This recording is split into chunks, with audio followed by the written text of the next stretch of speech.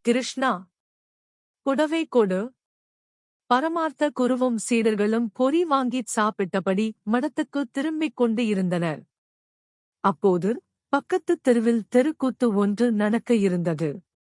அதில் நடிப்பதற்காக கிருஷ்ணர் வேடம் போட்டுக்கொண்டு அந்த வழியாக வந்தார் ஒருவர். அவரைப் பார்த்த சீடர்கள் நிஜமான கிருஷ்ணர்தான் வருகிறார் என்று நம்பினார்கள்.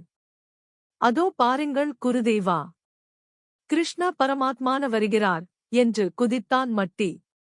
ஆமாம் குருவே, கையில் புல்லாங்குழல் கூட வைத்திருக்கிறார் என்றான் மடையன். பரமார்த்தரும் அவரைக் கடவுள் என்றே நம்பினார். உடனே நன்றாக இருந்த தன் வேஷ்டியை கிழித்து விட்டுக் கொண்டார்.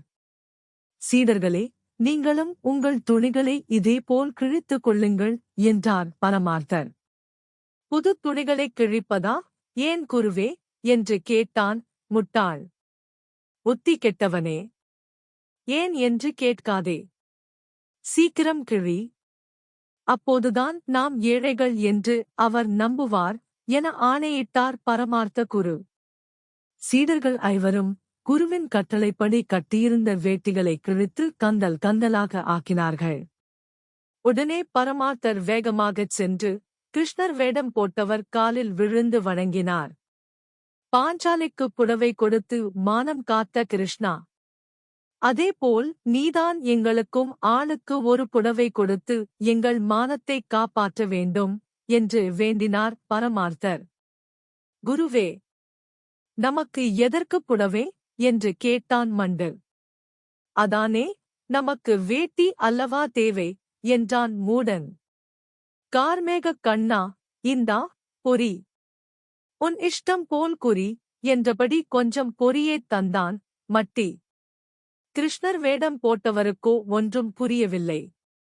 நான் கடவுள் இல்லை, எனக்கு நேரமாகிறது, என்னைப் போக விடுங்கள் என்றார்.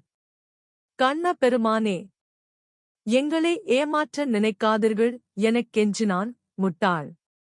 கண்ணா, அன்று குசேலர் கொடுத்த அவலை மட்டும் சாப்பிட்ட நீ இந்த ஏழை பரமார்த்தர் தரும் பொரியைச் சாப்பிடத் தயங்குவது ஏன் என்றார் குரு. கோபாலா கோவிந்தா, தயவு செய்து கொஞ்சம் பொரியையாவது சாப்பிடு என்றான் மடையன். பொரியைச் சாப்பிடாவிட்டால் விடமாட்டார்கள் என்று நினைத்து கொஞ்சம் பொரியைச் சாப்பிட்டார் தெருக்கூத்து நடிகர். பொரி கொடுத்ததற்கு நன்றி, நான் போய் வருகிறேன் என்று நகரத் தொடங்கினார் நடிகர். என்ன, பொரியைத் தின்றுவிட்டு சும்மா போகிறீர்கள்? எங்களுக்கு வேண்டிய வரங்களைக் கொடுங்கள் என்றார் பரமார்த்தர். வரமா, அதென்ன? ஆமாம், குசேலர் வீடு பொன்னாக மாறியது போல எங்கள் மடமும் தங்கமாக மாற வேண்டும். எங்கு பார்த்தாலும் பொற்காசுகளும் வைரங்களும் மின்ன வேண்டும் என்றான். எங்கள் கந்தல் உடைகள் பட்டாடையாக மாற வேண்டும் என்றான் முட்டாள். வரம் தராவிட்டால் ஆடை விடமாட்டோம் என்றான் மடையன். சரி, நீங்கள் நினைத்தபடியே நடக்க கணவது என்று அருள் புரிவது மாதிரி கையைக் காட்டினார் தெருக்கூத்து நடிகர். ஆஹா, பொரிக்குப் பொன் கொடுத்த கிருஷ்ணா, உன் கருணையே கருணை என்றபடி குருவும் சீடர்களும் அவர் காலில் விழுந்து வணங்கினார்கள். ஆளை விட்டால் போதும் என்று தெருக்கூத்து நடிகர் ஓட்டம் பிடித்தார்.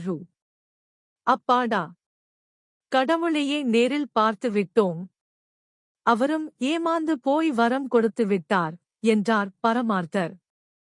குருவே, நாம் மடத்துக்குப் போகும்போது மடமெல்லாம் தங்கமாக மாறிவிட்டிருக்கும். மடம் முழுதும் போர்க்காசுகள் குவிந்து கிடக்கும்.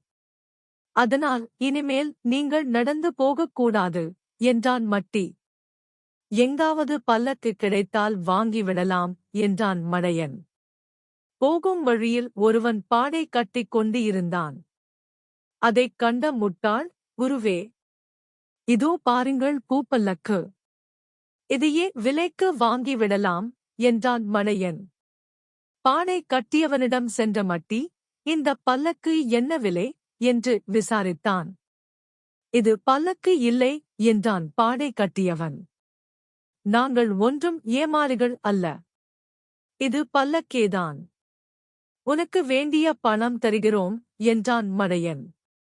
சீடர்களின் தொல்லையை பொறுக்காமல், நான் வேறு ஒன்று செய்து கொள்கிறேன், நீங்கள் இதை எடுத்துக் கொள்ளுங்கள் என்றான் அவன். பரமார்த்தரும் மகிழ்ச்சியோடு பாடையில் ஏறி அமர்ந்து கொண்டார்.